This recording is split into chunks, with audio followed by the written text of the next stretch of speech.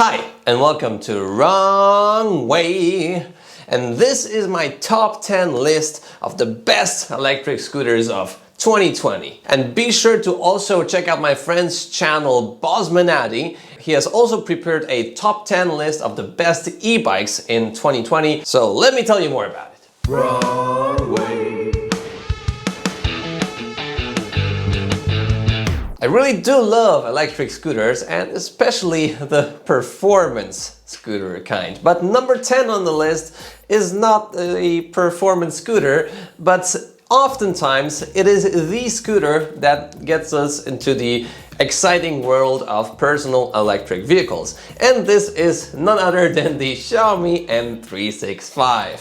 How often did I hear the story of a guy that rides a Dualtron X or any other performance scooter that just started out on a regular Xiaomi scooter? But you also can't underestimate this scooter because it has a true FOC controller, not a square controller like most scooters on the market. And because of this controller, you can also mod this scooter to have a higher top speed. There's a huge community that also makes the batteries bigger. When it comes to specs, it's a 250 watt motor. Top speed is anywhere around 25 to 30 kilometers per hour when it's modded. 8.5-inch wheels, and the great benefit of the scooter is that it's cheap and it's available everywhere, so it really helps to popularize the electric scooter world.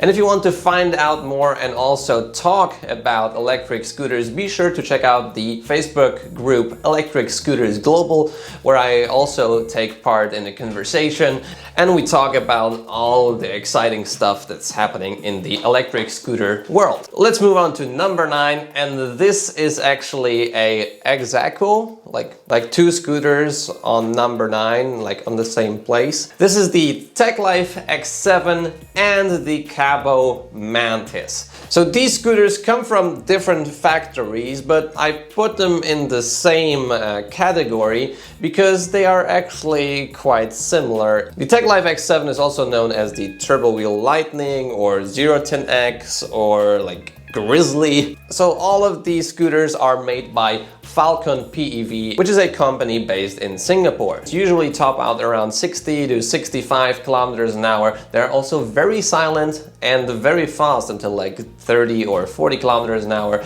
And there are also 60 volt versions of the 010X, but I didn't have a chance to ride them yet. The Cabo Mantis also has a 60 volt version with a bigger battery. It's around like 1200 watt hours.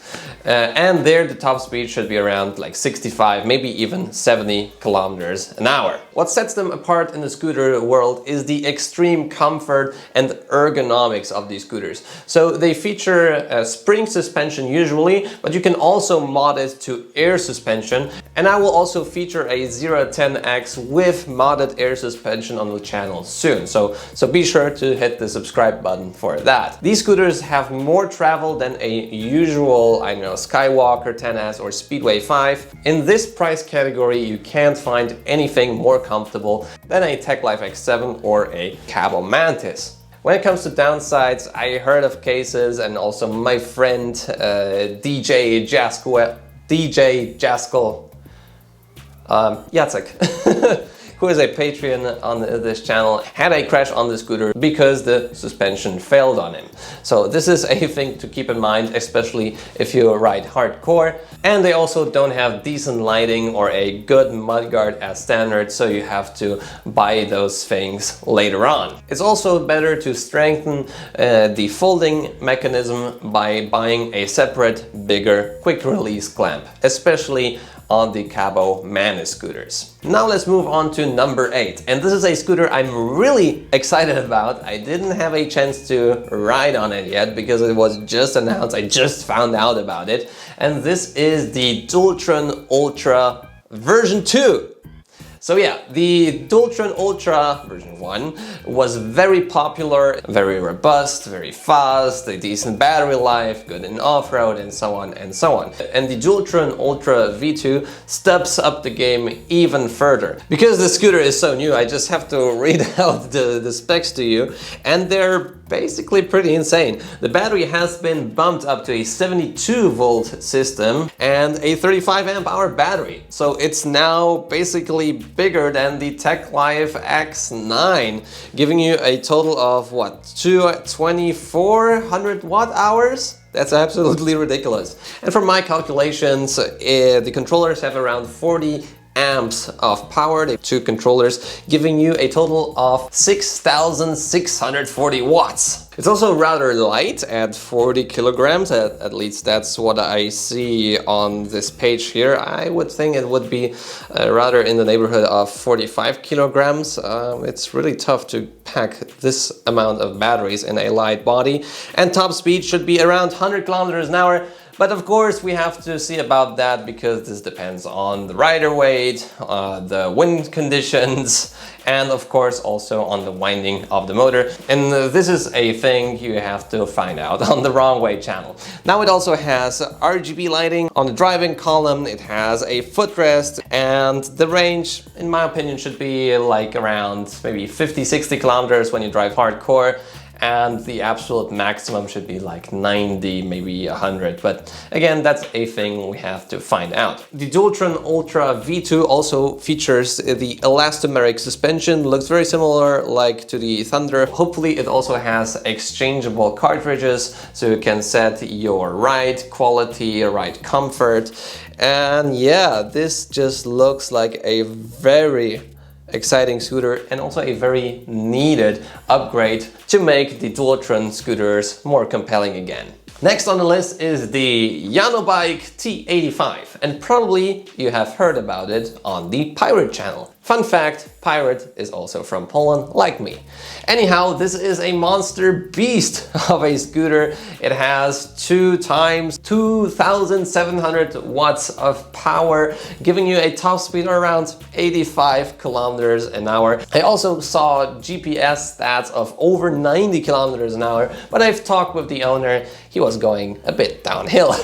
Anyhow, this is a very fast scooter for a very cheap price. For a while it was for around $1,300, maybe $1,500. So truly a performance bargain. I didn't ride this scooter yet, so I can't tell you like exactly how it behaves on the road. For what I've heard on the Pirate channel, I've heard that it's super soft, it's really massive, it weighs above 50 kilograms. So the battery is a 60 volt and 28.6 amp hour unit, so it's smaller than your usual Thunder and Wolf Warrior, but still it's a very, very big battery for a scooter, which should give you a range of maybe 60-70 kilometers if you drive carefully, and probably anywhere around 35 or 40 if you ride full throttle. A thing I like about the scooter is also that it has decent lighting up in the front and in the rear. I think the mudguards are also pretty well suited, and as I've seen on the videos, it also has a key, so you can leave it outside and not worry that a kid might just go up to the scooter and turn it on. And now let's move on to number 6. And this scooter is very, very exciting for me. This was the first power scooter, like real performance scooter I have ever ridden, and this video in Poland did amazingly well. And this video has also proven the point to me that this channel makes sense and performance in electric devices makes sense, and that I want to do this for a living. So anyhow, the Wolf Warrior 11 Plus is a monster scooter. It has a 60 volt 35 amp hour battery, so 2050 watt hours, which should give you a range of anywhere between 35 if you drive hardcore to maybe 60-70 kilometers, maybe even more if you drive really, really carefully. It is a scooter that is also very well spec'd because you can have a key right out of the factory, you can have a mini motors display which is very accurate. It's way better than these Chinese, I don't know, QSS4 displays in terms of quality and responsiveness, and also the ease of configuration. It has a super loud horn, it has decent lighting front and rear, a kickstand. It features 11-inch tube tires, front suspension is a oil spring, and in the rear you have twin springs for suspension. The ride isn't maybe the most comfortable, definitely not as comfortable as the TechLife X7, but it's still really decent. The top speed is around 90 kilometers an hour, and actually the controllers or the motors are prepared in this way that it's actually faster in terms of top speed than the Dualtron Thunder. The folding mechanism is something that I don't like that much because the front driving column folds with the wheel, so this is not really safe in case of a crash or in case you have a malfunctioning folding system. But as I was riding it, I had no issues at all. When it comes to hill climbing, it's not the best scooter. We have seen that in our comparison video against the TechLife X9 and the Dualtron Thunder, but I gotta tell you that for this price, and it's way cheaper than the Dualtron Thunder, you are getting actually a lot more. Moving on to number 5, and this is sadly a scooter I didn't test yet. This is the Curus Panther, or NF11. Now, Curus is a company from Korea, and all of their scooters are made in Korea, and their quality is something people rave about all over the world. This might just be the highest quality, except for Ryan, that you can get in a scooter. They're very well water sealed, so you can ride them in the rain, and their choice of materials, their attention to detail is truly something to behold. And I have ridden the Curus NF. It was a great ride. I mean, not too fast, but still, it was a really comfortable ride. And the Curus Panther is the power or size equivalent of the Wolf Warrior 11 Plus. You can see that it has a really interesting driving column with these with this piping and metal shape. I think this is actually really robust. It has a nice folding mechanism that has basically no loose spots at all, and the tires are pretty wide, but not as wide again as webpage scooters. So this should be really bearable in everyday situations. And I hope I will get to ride this soon, maybe in a month or two, but you know, stay tuned for that. It's the same power output as the Wolf Warrior 11 Plus, so should top out anywhere around 80 or 90 kilometers an hour.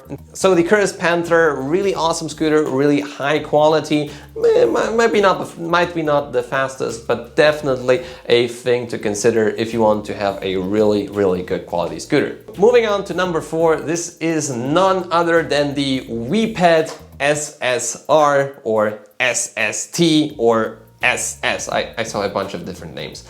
Anyhow, this is the biggest and baddest webpage scooter ever made, with a peak power of around 10,000 watts, so 5,000 watts per motor.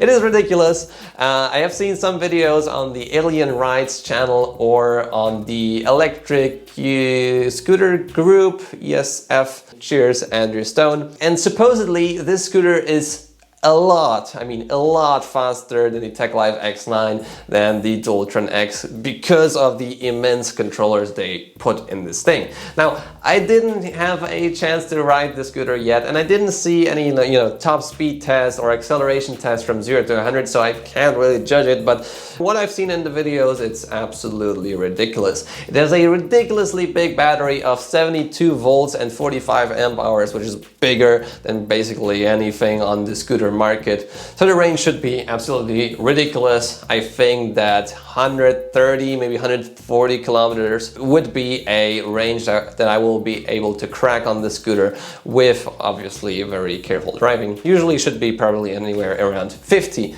kilometers, maybe even less, with this immense amount of power. The scooter is huge, the scooter is heavy, it has really wide go-kart tires, so driving should be really cool on the road, but I'm not really sure how it would behave in everyday, city traffic situations. And I guess that's a thing I would have to find out. So, webpage, if you have a, SSR just lying around somewhere, send it over. I will give you the address. Anyhow, it's a very exciting scooter, very high performance, basically the biggest, baddest scooter you can buy right now, except for the Ryan. Moving on to number 3 on the list. Number 3 on the podium is the TechLife X9. And this is a scooter I had a lot of experience with. It's a very fast scooter. It has a 72 volt and 32 amp hour battery, though if you would get the scooter from Zero or from Mercury, I think there's also a version that has 35 amp hours. So, you know, I just want to let you know that there are like different versions, always different versions of these scooters. Anyhow, it has hydraulic brakes, 11-inch wheels. It's great in terms of ergonomics. It has a very high driving column, very wide handlebars, I think just shy of 70 centimeters, which you can also exchange for the different downhill or bicycle handlebars. It has a great footrest. The suspension has also more travel than on a Wolf Warrior or a Dultron Thunder. And in terms of ergonomics, in terms of, you know, length, height, width, and so on, this might just be the most comfortable scooter I have ever ridden on. Not in terms of the ride quality, because there is a different scooter that does that, but in terms of ergonomics. It's a super fast scooter, topping out at 85 kilometers an hour, GPS tested in the winter, and probably with road tires, I still have to test that, it would be above 85 kilometers per hour. Basically, for this price point, there is no reason to buy a Dultron Thunder because it just has less performance. But, you know, the Ultra V2 comes out, so Tech Life stopped giving out the 5% discount on Wrong Way, so sad. Moving on to number 2 is none other than the Dultron X. My favorite scooter in terms of long range riding ever, like a perfect commuter. I know it's ridiculously big, and I just put up a poll on YouTube, and it's not always your favorite scooter as well, but I truly adore it. I think it looks like a spaceship. It gets a lot of attention when it passes by, and there's also a V2 version coming out, like the Ultra, so the Dultron X2, you know, Dultron ×2, which will include a 72 volt version, a lot more power and top speed, and I think a very similar range. In terms of range, this is the scooter that had the most range on my channel, which is 115 kilometers, I think, which is absolutely bonkers when it comes to scooters. It has basically everything that you need in a scooter. Twin charge ports, a separate charge port for an external battery, rear lighting, front lighting, turn signals, RGB lighting in the V2 version, a separate battery for all your RGB needs, dual USB charge ports, a kickstand, and this amazing 260 millimeter dampers front and rear. This is hands down the most comfortable ride on a scooter ever. I think it's more comfortable than a lot of motorcycles. It's really amazing how comfortable this scooter is. It has also 13-inch wheels, super thick, 5.5 inches of width on this scooter. Absolutely bonkers. It looks bonkers. It rides really comfortably. It's not the fastest scooter. The Tech Life X9 is quite a bit faster than the Dultron X. Maybe not in terms of top speed, but definitely in terms of acceleration. And yeah, if I wanted to have just one scooter, which I have tested till now at home, this would be probably the Dultron X. Or number 1, which is the Ryan RE90. And I smile because Ryan is so far ahead of every other scooter on the market. They don't use these, you know, crappy square controllers. They have true FOC controllers which put up absolutely extreme amounts of power.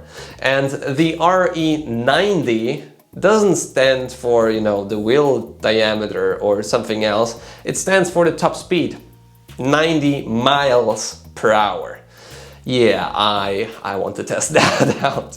Anyhow, I did test the Ryan RE80, which is very similar in terms of the construction. It has a carbon fiber body. It's super lightweight, it's around 26 kilograms. And a peak power of the Ryan RE90 is, I don't know, 30,000 watts or more. I mean, you know, the numbers just keep getting more ridiculous. And I gotta tell you that before I have ridden the Ryan RE80, I thought that this is, you know, just some kind of fairy tale and people are just too excited about a scooter that looks really great.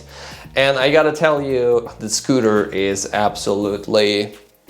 it's not real. I mean, I was accelerating, there was no speedo, so I didn't know how fast I was going. And when I was reviewing the footage, I found out that I was going 85 kilometers an hour in just a pinch. The wheels keep on spinning. I mean, the front tire has no grip when you go full throttle until like 40 or 50 kilometers an hour, even if you lean your whole body against the front carbon fiber handlebar. I mean, it's absolutely ridiculous. The speeds, the quality, the engineering behind this thing is absolutely ridiculous, and it definitely deserves the first place on this list because it's just so extraordinary. The great thing about it is that it's also configurable, so you can have an iPhone or iPod Touch app connected to the scooter, and you can select the ratio between the front and the rear wheel, so how much power gets into each motor. You can select the max amperage on the controller. You can configure everything on this scooter basically, which is also really nice. And the ease at which this scooter gets up to 65 miles per hour is absolutely ridiculous and bonkers, and I need to drive it. Which I will very soon, maybe in a month or two, so stay subscribed to see the review of the Ryan RE70 and RE90.